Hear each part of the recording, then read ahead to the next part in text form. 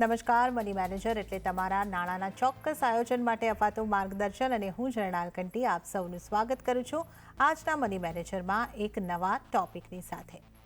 તો આજે આપણે ખાસ ટોપિક ઉપર વાત કરવાના છે કારણ કે 31 જુલાઈ એ રિટર્ન ભરવાની છેલ્લી તારીખ છે અને સૌ કોઈને હવે આ અંગે ઘણી બધી મૂંઝવણો છે કે આઈટીઆર કઈ રીતે ફાઇલ કરવું, કયા આઈટીઆર ફાઇલ કરવા, આ તમામ સમસ્યાઓ છે અને આ તમામ અંગે આજે આપણે ખાસ વાત કરવાના છે. તમારી આઈટીઆરને લગતી દરેક મૂંઝવણો આજે આપણે દૂર કરીશું અને આ માટે આજે આપણી સાથે ચર્ચાની અંદર જોડાયા છે નિમિત્ત કન્સલ્ટન્સીના ફાઉન્ડર અને ચાર્ટર્ડ એકાઉન્ટન્ટ નીતેશ બુદ્ધદેવ.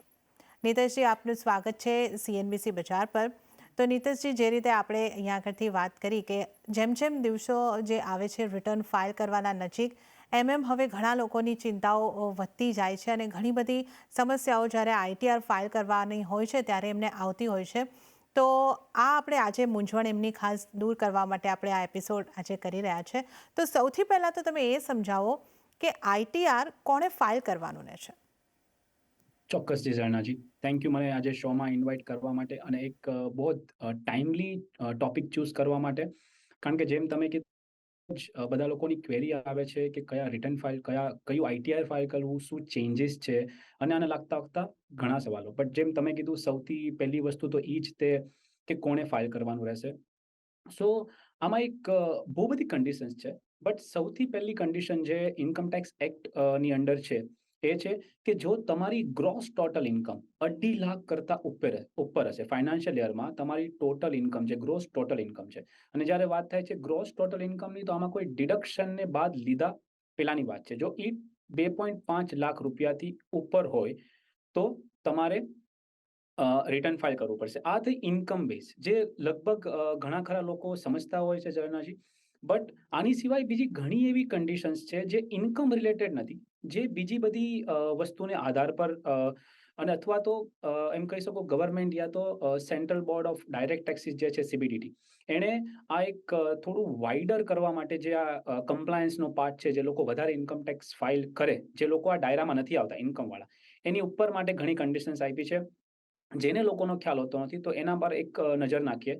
તો સૌથી પહેલી છે કે જો તમારી ટોટલ એક્સપેન્સ તમારા ખુદ પર યા તો કોઈ પરિવારજનો પર 2 લાખ કરતા વધારે હશે ફોરેન ટ્રાવેલ પર, તો તમારે રિટર્ન ફાઇલ કરવું પડશે. જો આખા વર્ષ દરમિયાન તમારું જે ટોટલ ઇલેક્ટ્રિસિટી બિલ છે એ 1 લાખ કરતા વધારે ભર્યું હોય, તમે કોઈ વર્ષે 10,000 હોય, કોઈ 5,000 હોય, એવી રીતના આખા હરેક મહિના દરમિયાન ટોટલ જે 12 મંથ છે ફિનાન્શિયલ યર, એ દરમિયાન જો 1 લાખ કરતા વધારે ઇલેક્ટ્રિસિટી બિલ ગયું હોય તો પણ તમારે રિટર્ન ફાઇલ કરવું પડશે. ઘણીવાર એવું હોય છે કે ઇન્કમ નથી હોતી કોઈ વર્ષમાં, બટ કોઈ કેરી ફોરવર્ડ કરવો હોય, તમારા જે લોસીસ છે એ લોસીસને કેરી ફોરવર્ડ કરવા માટે પણ એક તમારે ચોક્કસથી પ્રોપર ટાઈમ પર રિટર્ન ભરવાનું રહેશે. એની સિવાય તમે જો રેસિડન્ટ ઇન્ડિવિજ્યુઅલ છો અને તમારી કોઈ ફોરેનમાં અસેટ્સ છે યા કોઈ પણ ફોરેન કંપનીમાં કોઈ પણ જાતનો ફિનાન્શિયલ ઇન્ટરેસ્ટ છે, તો પણ તમારે રિટર્ન ફાઇલ કરવાનું રહેશે. આ બધી કન્ડિશન જે આપણે અત્યારે વાત કરી રહ્યા છીએ, ઓવર એન્ડ અબાઉટ જે આપણી મેઇન કન્ડિશન થઈ 2.5 લાખ રૂપીસની જે ઇન્કમની એની ઉપરની છે, એકવાર ફરી ધ્યાન દોરવા માંગીશ. આની સિવાય બીજી કન્ડિશન્સમાં છે કે જો તમારું ટોટલ વર્ષ દરમિયાન ફાઇનાન્શિયલ યર દરમિયાન અગર કરંટ અકાઉન્ટ છે એમાં 1 કરોડ કરતા વધારે ડિપોઝિટ કર્યા છે અને સેવિંગ્સ અકાઉન્ટમાં અથવા તો સેવિંગ્સ અકાઉન્ટમાં 50 લાખ કરતા વધારે ડિપોઝિટ કર્યા છે, તો પણ રિટર્ન ફાઇલ કરવું પડશે. ઇન્કમ સિવાય હવે વાત થઈ, જો તમારું સેલ્સ ટર્નઓવર યા ગ્રોસ રિસીટ બિઝનેસમાંથી જો 60 લાખ ઉપર હોય અને જો પ્રોફેશનલ ઇન્કમ છે એ 10 લાખ કરતા ઉપર હોય, તો પણ તમારે રિટર્ન ફાઇલ કરવું પડશે. તમારો જે એમ કહી શકું કે જે રિસેન્ટલી એડ થઈ છે, જેના વિશે લગભગ ઘણા લોકોને ખબર નહીં હોય, જો ફાઇનાન્શિયલ યર દરમિયાન ટીડીએસ અથવા તો ટીસીએસ, જે તમારો ટીડીએસ અથવા તો ટીસીએસ કપાણો છે એ જો 25,000 કરતા ઉપર હોય અને જો તમે સિનિયર સિટીઝન છો તો એ ટીડીએસ અથવા ટીસીએસ જે કપાણો છે એ 50,000 ઉપર છે, તો પણ તમારે રિટર્ન ફાઇલ કરવું પડશે. અને last but not the least, જો તમને ઘણીવાર એવું હોય છે ઇન્કમ નથી હોતી પણ ટેક્સ કપાણો હોય છે, જેટલી ઇન્કમ આ દાયરામાં નથી આવતી યા તમારું ડિડક્શન્સ એટલું હોય છે, પણ તમને જો રિફંડ જોતું હોય તો પણ તમારે એક ટાઈમલી રિટર્ન ફાઇલ કરી અને રિફંડ ક્લેમ કરવાનું હોય છે. આ બધા જ પરિસ્થિતિમાં તમારે ઇન્કમ ટેક્સ ફાઇલ કરવાનું રહેશે. અને આ ઉપરાંત હું સલાહ આપીશ કે જો તમને જરૂર ના પણ હોય, જેમ કે આ કન્ડિશન્સમાં તમે ન પણ આવતા હોય અને તમારે ફ્યુચરમાં કોઈ લોન લેવાની છે યા કોઈ વિઝા પ્રોસેસ કરવો પડે જેની આપણને અત્યારે ખબર નથી, આ બધી જ વસ્તુ માટે તમારું લાસ્ટ 3 વર્ષ 5 વર્ષના ઇન્કમ ટેક્સ રિટર્ન એ જે તે ઓથોરિટી છે એ માંગતી હોય છે. તો રિકમેન્ડ કરીશ કે બધાએ જ રિટર્ન ફાઇલ કરવું જોઈએ, ભલે એ નીલ રિટર્ન પણ હોય. ઓકે, તો અહીંયા આગળ જે રિટર્ન ફાઇલ કોણે કરવાનું છે એની આપણે અહીંયા આગળથી વાત કરી. આઈટીઆર કોણે ફાઇલ કરવાનું છે, તો 2.5 લાખની ઇન્કમ જે છે એમણે તો ફાઇલ કરવાનું છે. આ ઉપરાંત જે નીતેશભાઈ આ તમામ તમને જે મુદ્દાઓ જણાવ્યા છે કે કઈ કઈ શરતો તમને લાગુ પડે છે, તો તમારે અહીંયા આગળથી આઈટીઆર ફાઇલ કરવું પડશે. અને જો તમે આ શરતોમાં ન આવતા હોય તો પણ તમે આઈટીઆર ફાઇલ કરો, કારણ કે ભવિષ્યમાં તમારે જો આ લોન કે એવું કંઈક લેવું હોય ત્યારે આ વસ્તુ તમને ખાસ કામ લાગી શકે છે. પણ નીતેશભાઈ, હવે આ આઈટીઆર જે છે એમાં પણ ઘણા બધા અલગ અલગ જુદા જુદા પ્રકારના આઈટીઆર 1, આઈટીઆર 2 એવી રીતે ઘણા બધા અલગ અલગ આઈટીઆર છે. તો હવે ઘણા લોકોને અહીંયા કન્ફ્યુઝન થાય છે કે મારે કયું આઈટીઆર ભરવાનું છે, તો કોણે કયું આઈટીઆર ફાઇલ કરવાનું છે એ થોડું સમજાવશો અમને? ચોક્કસથી ઝરણાજી, તમે કીધું એમ બહુ જ ઇમ્પોર્ટન્ટ છે અને ઓફકોર્સ કન્ફ્યુઝિંગ પણ છે, કારણ કે આઈટીઆર એટલે કે ઇન્કમ ટેક્સ રિટર્ન ના અલગ અલગ ફોર્મ્સ છે, આઈટીઆર 1 થી લઈને આઈટીઆર 7 સુધીના. આ જે ફોર્મ છે ઝરણાજી, એ ડિસાઇડ થાય છે કે કોઈ ઇન્ડિવિજ્યુઅલ છે, એચયુએફ છે, કંપની છે, એટલે કે એનું લીગલ સ્ટેટસ શું છે. અને બીજી વસ્તુ એ છે કે એની ઇન્કમ છે એ કઈ કેટેગરીની અંડર ટેક્સ થશે, કે જેમ કે સેલરી ઇન્કમ છે, કેપિટલ ગેઇન છે, બિઝનેસ એન્ડ પ્રોફેશન છે. તો આવી રીતના અલગ અલગ તરીકેથી ઇન્કમ ટેક્સના ફોર્મ્સને ડિવાઈડ કરવામાં આવ્યા છે, જે થોડા કન્ફ્યુઝિંગ હોઈ શકે, પણ આપણે ચોક્કસથી પ્રયત્ન કરશું કે આપણે લોકોને બરાબરથી એક્સપ્લેન કરી શકીએ કે કોને કયું આઈટીઆર ભરવાનું હોય છે. અને આ એટલે પણ ઇમ્પોર્ટન્ટ છે કારણ કે જો કોઈ આઈટીઆર, ફોર એક્ઝામ્પલ કોઈને આઈટીઆર 1 ભરવાનું હોય યા આઈટીઆર 2 ભરવાનું, એના બદલે આઈટીઆર 1 ભરી દે, એટલે મતલબ કે જે ભરવાનું છે એકચ્યુઅલી એની બદલે કરતાં બીજું કોઈ આઈટીઆર ફોર્મ ભરી દે તો એ ડિફેક્ટિવ રિટર્ન થાય છે અને એ રિટર્નની પેનલ્ટી અને બીજી બધી કોન્સિક્વન્સીસ હોઈ શકે. એટલા માટે બહુ જ ઇમ્પોર્ટન્ટ ક્વેશ્ચન છે કે કયું આઈટીઆર ભરવાનું. તો એમાં આપણે જેમ વાત કરી તમારા લીગલ સ્ટેટસ પ્રમાણે, જેમ કે તમે ઇન્ડિવિજ્યુઅલ અથવા એચયુએફ છો, તો પહેલા આપણે આઈટીઆર 1 ટુ આઈટીઆર 4 ની વાત કરીએ, કારણ કે આ ઇન્ડિવિજ્યુઅલ અને એચયુએફ ને લાગતા વળગતા છે. તો આઈટીઆર 1 બહુ સિમ્પલ ફોર્મ છે અને બહુ ઇઝી છે. તમે જો તમારી રીતે ખુદથી ફાઇલ કરતા હો યા તમારા સીએ તમારા માટે ફાઇલ કરતા હોય, પણ આ જાણવું જરૂરી છે જે આપણે અત્યારે વાતો કરી રહ્યા છે ઇન્કમ ટેક્સ રિટર્નના ઉપર યા ઇન્કમ ટેક્સ ફાઇલિંગના ઉપર. તો તમારું આઈટીઆર 1 આવશે જો તમારી ઇન્કમ 50 લાખ કરતા, એટલે કે સેલરી ઇન્કમ, તમે રેસિડન્ટ છો, તમારી ઇન્કમ સેલરી ઇન્કમ છે જે 50 લાખ કરતા યા બીજી કોઈ ઇન્કમ છે જે 50 લાખ કરતા ઓછી છે અને એક જ હાઉસ પ્રોપર્ટી છે, અને તમારી એગ્રીકલ્ચર ઇન્કમ છે જે 5,000 કરતા ઓછી છે, અને આમાં થોડી અધર સોર્સ ઇન્કમ પણ છે. હું રિપીટ કરીશ, આઈટીઆર 1 તમે રેસિડન્ટ ઇન્ડિવિજ્યુઅલ છો, તમારી સેલરી ઇન્કમ 50 લાખ કરતા ઓછી છે, એક જ હાઉસ પ્રોપર્ટી છે, અને એગ્રીકલ્ચર ઇન્કમ જો હોય 5,000 કરતા ઓછી છે, અને અધર સોર્સ જેમ કે બેંક ઇન્ટરેસ્ટ, ડિવિડન્ડ, એ બધી વસ્તુઓ છે, તો તમારે આઈટીઆર 1 ભરવાનું છે, જે સૌથી સિમ્પલેસ્ટ છે. બટ આ અહીંયા જાણવું બહુ ઇમ્પોર્ટન્ટ છે કે આઈટીઆર 1 હવે કોણ ભરી ના શકે. તો જો તમારે આ ફાઇનાન્શિયલ દરમિયાન તમારી કોઈ પણ પ્રોફિટ છે જે વર્ચ્યુઅલ ડિજિટલ એસેટ અથવા તો ક્રિપ્ટોકરન્સીથી આવ્યો છે, તો તમે આઈટીઆર 1 નહીં ભરી શકો, કારણ કે આ તમારા કેપિટલ ગેઇનમાં જશે, એના માટે આઈટીઆર 1 એપ્લિકેબલ નથી.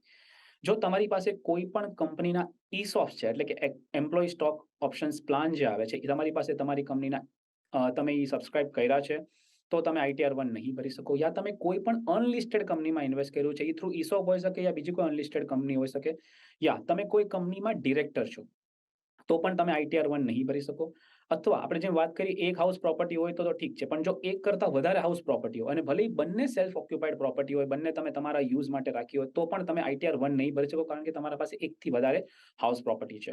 હવે મેં વાત કરી એમાં ઇન્ડિવિજ્યુઅલને એપ્લિકેબલ છે, તો તમે જો RNOR હોય, મતલબ કે resident but not ordinary resident, અથવા તો તમે NRI હો, તો તમારે આઈટીઆર 1 તમે નહીં ભરી શકો. એના માટે હવે આ બધી જ જે કન્ડિશન ડિસ્કસ કરી, એ લોકોએ આઈટીઆર 2 ભરવું પડશે, કારણ કે આઈટીઆર 2 માં તમે કેપિટલ ગેઇન ઇન્કમ દેખાડી શકો છો, યા તમે NRI હોઈ શકો. આ બધા જ રીઝન મેં તમને જે જણાવ્યા, એ માટે તમે આઈટીઆર 2 ભરશો. એટલે આઈટીઆર 2 આ લોકો કેટેગરી માટે છે જેની પાસે આ બધા કારણોની આપણે જે વાત કરી, અથવા તો પછી એને કેપિટલ ગેઇનની ઇન્કમ છે અલોંગ વિથ એની સેલરી અને બીજી ઇન્કમની સાથે. હવે વાત આવે છે આઈટીઆર 3. તો આઈટીઆર 3 જો તમારે ઇન્કમ ફ્રોમ બિઝનેસ અને પ્રોફેશન હોય તો તમારી એપ્લિકેબલ છે.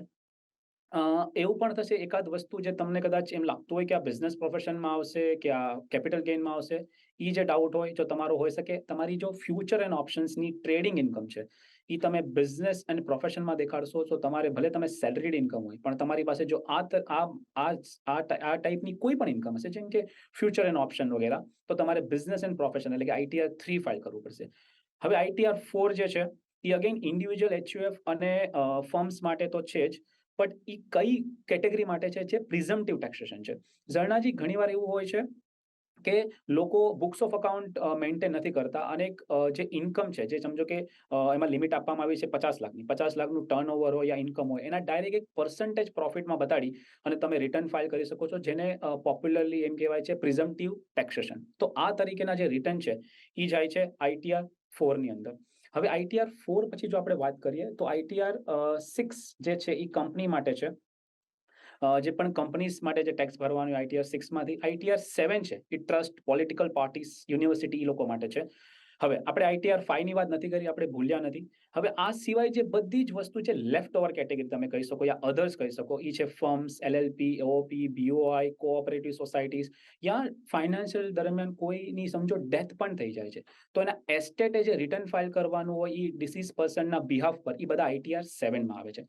તો આવી રીતના તમારી શું ઇન્કમ છે, તમે કઈ મતલબ તમે કંપની છો, તમે HUF છો, તમે ઇન્ડિવિજ્યુઅલ છો, પાર્ટનરશિપ ફર્મ છો, એ ડિપેન્ડ કરશે. પ્લસ ઇન્ડિવિજ્યુઅલ અને તમે HUF છો તો તમારી કઈ ટાઈપની ઇન્કમ છે, જેમ કે બિઝનેસ, પ્રોફેશન, કેપિટલ ગેઇન, એના આધારે જેમ આપણે ડિસ્કસ કર્યું ITR 1 ટુ ITR મોસ્ટલી 4 ની અંદર તમારું આવી શકે. કંપની છો તો ITR 6. ઓકે, તો અહીંયા આગળથી જે રીતે અહીંયા આગળથી 1 થી 6 ITRની વાત કરી છે, અહીંયા આગળથી નિતેશભાઈએ મોટું જો તમને એક ફરી વખત રિવિઝન કરાવી દે, એક વ્યક્તિ કે HUF હોય તો તમારે 1 થી 4ની અંદરના ITR તમારે ભરવાના છે. જે બધી સબ કેટેગરીઝ તમારે જાણવી હોય તો નિતેશભાઈએ તમને અહીંયા આગળથી ડિટેલમાં જણાવી છે. ત્યારબાદ જો કંપની હોય તો તમારે ITR 6 ફાઇલ કરવાનું રહેશે અને સંસ્થા, LLP, સોસાયટી આ બધાએ ITR 5 ફાઇલ કરવાનું રહેશે. તો આ ખાસ ધ્યાન તમારે રિટર્ન ફાઇલિંગ વખતે રાખવાનું રહેશે. નિતેશભાઈ, હવે કોણે કયા ITR ફિલ કરવાના છે એ તમે સરસ રીતે અહીં આગળથી ડિટેલની અંદર સમજાવી દીધું. હવે આગળ સવાલ એ આવે છે કે જ્યારે આપણે રિટર્ન ફાઇલ કરવા બેસીએ છીએ ત્યારે આપણે કઈ કાળજી કે તકેદારી જે છે એ ખાસ અહીંયા આગળથી રાખવાની હોય છે. તો આના ઉપર તમારી કઈ રીતની સલાહ બની રહી છે? ઝરણાજી, એક બહુ પોપ્યુલર લેટિન ટર્મ છે લોમાં, ઇગ્નોરન્સિયા જ્યુરિસ નોન એક્સક્યુઝેટ. આ લેટિન છે, ઘણા ખરા લોકોને નહીં સમજાણું હોય, પણ આનો મતલબ એમ છે કે જો તમને કોઈ લોની વિશે ખબર નથી યા તમને ઇગ્નોરન્સ છે કોઈ લોની, એ કોઈ એક્સક્યુઝ નથી. મતલબ ફોર એક્ઝામ્પલ, તમે એમ ન કહી શકો કે અરે મેં કોઈનું ખૂન કરી નાખ્યું અને મને ખબર નથી, મને ફાંસી ના થવી જોઈએ. એની જેવી રીતના જો આપણે વાત કરીએ ઇન્કમ ટેક્સની, તો તમને લો બરાબરથી સમજાવવો જોઈએ, સમજવું જોઈએ કે તમે કોઈ પર્ટિક્યુલર ITR ફોર્મ ભરો છો તો કયું એપ્લિકેબલ છે અને કઈ વસ્તુની ધ્યાન રાખવું જોઈએ. જો તમે તમારી હાથે ભરો છો અથવા તો તમારો CA પણ યા તમારો કોઈ એડવાઇઝર તમારું રિટર્ન ફાઇલ કરે છે, તો પણ ઘણી ખરી બાબતોની આમાંથી તમને ખબર હોવી જોઈએ, કારણ કે અલ્ટિમેટલી તમે વેરીફાઈ તમે કરવાનો છે અને તમારી વન ઓફ ધ લાયબિલિટી અથવા તમારી રિસ્પોન્સિબિલિટી છે. તમે એ વસ્તુ તે તમે ભરી છે, તમને એની અવગત છે, તમને એની ખબર છે. એટલા માટે આ બહુ જ ઇમ્પોર્ટન્ટ છે જે આપણે ડિસ્કસ કરી રહ્યા છીએ અહીંયા. સો યાદ રાખજો, ઇગ્નોરન્સિયા જ્યુરિસ નોન એક્ઝિક્યુઝાટ. Ignorance of law is not an excuse.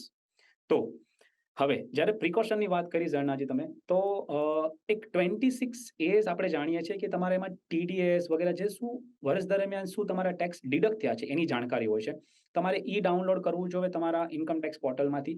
અને જે 2 વર્ષ પહેલા નવું ફોર્મ ઇન્ટ્રોડ્યુસ થયું છે, AIS, એન્યુઅલ ઇન્ફોર્મેશન સ્ટેટમેન્ટ, આ બંનેને ધ્યાનમાં રાખી તમારી પાસે આઈધર ફોર્મ 16 છે યા તમારી પાસે વર્ષ દરમિયાનનું તમારું અકાઉન્ટ છે, એની સાથે તમે રિકન્સાઇલ કરો. એમાં જે ઇન્ફોર્મેશન દેખાડે છે અને તમારી પાસે જે છે એ બરાબરથી પ્રોપરલી ટેલી થાય છે કે નહીં, એના આધારે તમે એ ફોર્મ ભરો. કારણ કે ઘણીવાર જે AIS છે એ તમે કહી શકો એ તમારી ફિનાન્શિયલ કુંડલી છે. એ બહુ ડિટેલ સ્ટેટમેન્ટ છે. એમાં તમે બધી જ વસ્તુનો સમાવેશ થશે, જેમ કે કેટલું ડ્યુરિંગ ધ યર કેટલું TDS ડિડક્ટ થયું છે, ઇફ તમારા ફોર્મ 16 થી સાથે ટેલી કર્યું તમે. એમાં તમે જો કોઈ કાર પરચેસ કરી છે એના પર તમે TCS ભર્યું છે, એ પણ હશે. તમે ફોરેન એક્સચેન્જ કોઈ પરચેસ કર્યા છે, એમાં ડિટેલ ઓલરેડી કેપ્ચર થઈ ગઈ હશે. તમે મ્યુચ્યુઅલ ફંડ બાય કર્યા છે, મ્યુચ્યુઅલ ફંડ સેલ કર્યા છે, શેર્સ પરચેસ કર્યા છે, સેલ્સ કર્યા છે, કોઈ રિયલ એસ્ટેટ પ્રોપર્ટી, લેન્ડ વગેરે, ઘર વગેરે તમે વેચ્યું છે, ખરીદ્યું છે, આ બધી જ ઇન્ફોર્મેશન ઉપરાંત ઘણી ખરી ઇન્ફોર્મેશન આની અંદર આવી જશે.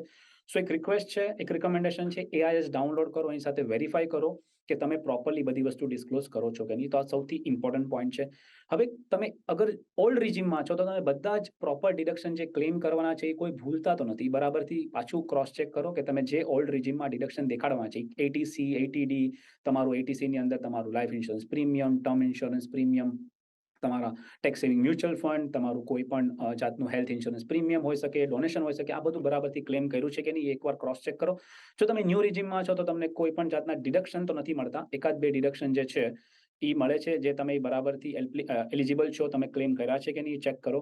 હવે તમે અગર સેલરાઇટ છો યા તમે બિઝનેસ પ્રોફેશનની અંદર પણ આવો છો, જો તમે સેલરાઇટ છો તો તમે હર વર્ષે તમારું ન્યૂ યા ઓલ્ડ રિજીમ, તમને કયું રિજીમ બેનિફિશિયલ છે એ ચૂઝ કરી શકો છો. આમાં ઉપરાંત હજી એક પોઈન્ટ એ પણ છે કે તમે જે પણ ઇન્કમ ટેક્સ રિજીમ તમે સેલરી જ્યારે તમે સ્ટાર્ટ કરો રિસીવ કરવાની ડ્યુરિંગ ધ ફિનાન્શિયલ યર એટલે કે એપ્રિલમાં, ત્યારે તમે ચૂઝ કર્યું હોઈ શકે. પણ તમે જ્યારે રિટર્ન ફાઇલ કરો છો ત્યારે તમે ચેન્જ પણ કરી શકો છો. તો તમને લાગે છે કે તમારા માટે તમે ઓપ્ટ કર્યું છે ન્યૂ, બટ હવે તમને લાગે છે ડ્યુરિંગ ધ યર તમને ખબર પડી કે ઓલ્ડ બેનિફિશિયલ છે, તો રિટર્ન ફાઇલ કરતી વખતે તમે પાછી બંને કમ્પેર કરી શકો છો કે તમારો ટેક્સ કેટલો પેએબલ આવે છે ઓલ્ડમાં અને કેટલો ન્યૂમાં, અને એ પ્રમાણે તમે વાઇસ વર્સા ચેન્જ પણ કરી શકો છો એમાં. સો આ બધી તકેદારી રાખવાની છે. મેં જેમ વાત કરી એમ જો તમારી એફએનઓ ઇન્કમ હોય તો તમારે બિઝનેસ અને પ્રોફેશનની અંદર દેખાડી અને આઈટીઆર 3 ફાઇલ કરવું પડશે. અને આની સાથે એક બાબત એ યાદ રાખવાની છે કે તમે જો બિઝનેસ એન્ડ પ્રોફેશન ફાઇલ કરશો તો તમે હર વખતે regime opt out opt in નહીં કરી શકો. ખાલી તમને એક જ વાર એની ચોઇસ મળશે.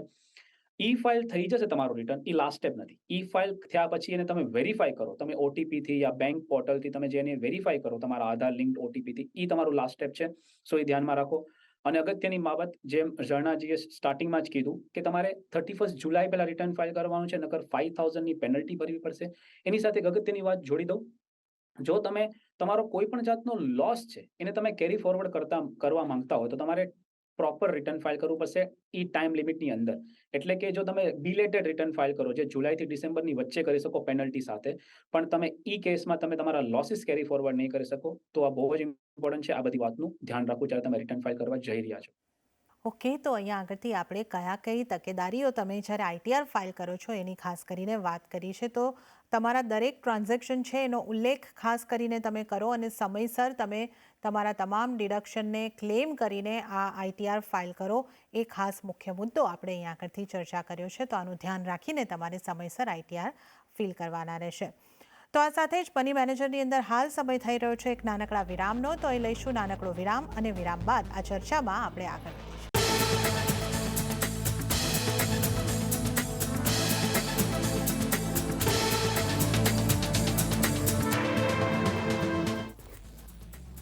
વિરામ બાદ મની મેનેજરમાં આપનું ફરી એક વખત સ્વાગત છે. અને આજે આપણે તમારે ઇન્કમ ટેક્સના રિટર્ન કઈ રીતે ફાઇલ કરવાના છે, કયા ફોર્મ ફાઇલ કરવાના છે, કઈ તકેદારી રાખવાની છે, આ તમામ વાતો અહીંયા આગળથી કરી રહ્યા છે. અને આ માહિતી આપવા આપણી સાથે આ ખાસ શોમાં જોડાયા છે નીતેશ બુદ્ધદેવ.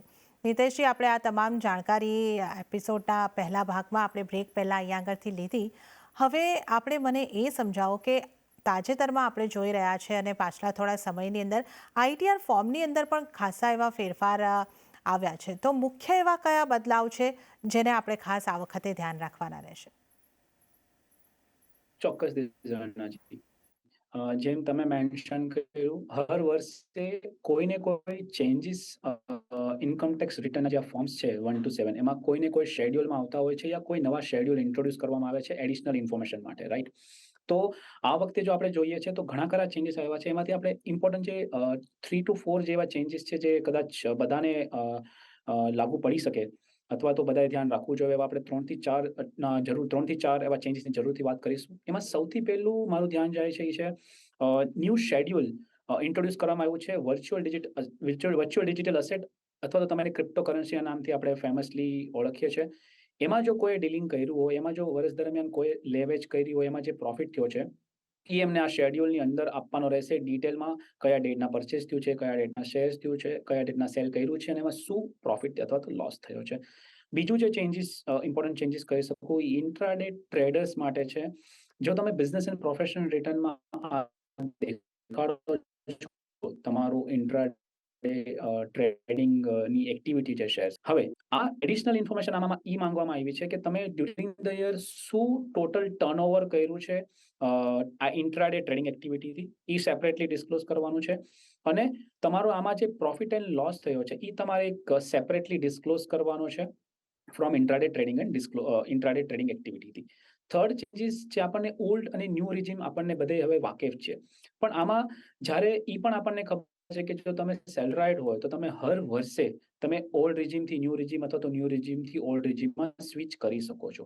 યા બિઝનેસ એન્ડ પ્રોફેશન જે રિટર્ન ફાઇલ કરે છે એ લોકો એકવાર ઓપ્ટ ઇન ઓપ્ટ આઉટ કરી શકે છે. પણ જ્યારે પણ આ ચેન્જીસ કરો, હવે આ ચેન્જીસમાંથી જો તમે આ કોઈ પણ ચેન્જીસ કર્યા એટલે કે તમે ઓપ્ટ આઉટ કર્યું એક્ઝિસ્ટિંગ રિજીમમાંથી, તો તમારે ઈ એક શેડ્યુલમાં અલગથી દેખાડવાનું આવશે. એમાં તમારે લખવું પડશે કે એમાં તમારે ડિટેલ આપવી પડશે કે કયા અસેસમેન્ટ યરમાં તમે આ ઓપ્શનમાંથી ઓપ્ટ આઉટ કર્યું છે. ઈ રિટર્ન તમે ફાઇલ કર્યું એની ડેટ શું હતી અને જે અકનોલેજમેન્ટ નંબર છે 10I ફોર્મ ઈ તમારે ડિસ્ક્લોઝ કરવો પડશે. આ ઇમ્પોર્ટન્ટ પોઈન્ટ છે જ્યારે તમે ઓપ્ટ ઇન ઓપ્ટ આઉટ કરી રહ્યા છો ઓલ્ડ ન્યૂ અથવા તો ન્યૂમાંથી ઓલ્ડમાં. લાસ્ટ બટ જે ખૂબ જ અગત્યનું હોઈ શકે એ છે ડોનેશન રિલેટેડ.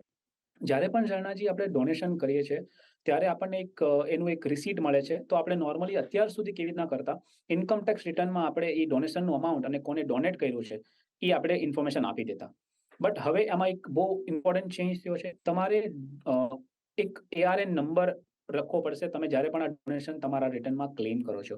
હવે આ ડોનેશન યુનિક રેફરન્સ નંબર છે, તમને ક્યાંથી મળશે? આ તમને મળશે એક સર્ટિફિકેટમાં. આ સર્ટિફિકેટ તમને આપશે જે તે સંસ્થામાં જ્યાં તમે ડોનેશન આપ્યું છે. તો જો અત્યાર સુધી તમારી પાસે આ સર્ટિફિકેટ ન આવ્યું હોય તો તમારી સંસ્થાને કોન્ટેક્ટ કરી એ ડોનેશન સર્ટિફિકેટ લેવું પડશે. એમાં જે નંબર છે ARN નંબર એ તમારે તમારા રિટર્નમાં લખવો પડશે તો જ તમને આ ડોનેશનનું ડિડક્શન મળશે અથવા એ ડોનેશન તમે ક્લેમ કરી નહીં શકો. તો આ એક 3-4 જે ઇમ્પોર્ટન્ટ ચેન્જીસ છે જે આપણે આ દર્શકોને વાકેફ કર્યા ઝરણાજી. ઓકે, તો આ તમામ બદલાવ છે જેનો તમારે ખાસ ખ્યાલ રાખવાનો રહેશે. તો આ એક 31 જુલાઈ પહેલાં તમારે માટે આ ખાસ એપિસોડ છે કે તમે તમામ તકેદારીઓ રાખો અને સમયસર ITR ફોર્મને ફાઇલ કરો. ત્યારે જ નીતેશજી, આપનો ખૂબ ખૂબ આભાર. આપ અમારી સાથે જોડાયા અને આ તમામ મહત્વના મુદ્દાઓ અંગે ITR ફાઇલિંગ અંગે અમારી સાથે ચર્ચા કરી, માર્ગદર્શન આપ્યું એ બદલ આપનો ખૂબ ખૂબ આભાર. ત્યારે જ દર્શકોને જતા જતા એ જણાવી દઈએ કે પર્સનલ ફાઇનાન્સના તમારા કોઈ પણ સવાલ હોય તો અમને મોકલો. તમારું નામ, શહેર, ઉંમર સાથે અમને ઈમેલ કરો. ઈમેલ એડ્રેસ છે money@nw18.com.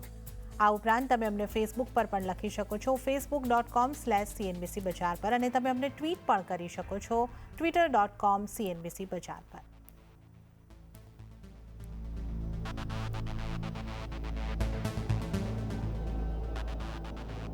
તો આ સાથે જ મની મેનેજરના આ એપિસોડમાં હાલ પૂરતું આટલું જ. હાલ મને પણ આપશો રજા. વધુ અપડેટ્સ અને સમાચારો માટે આપ જોતા રહો CNBC બજાર.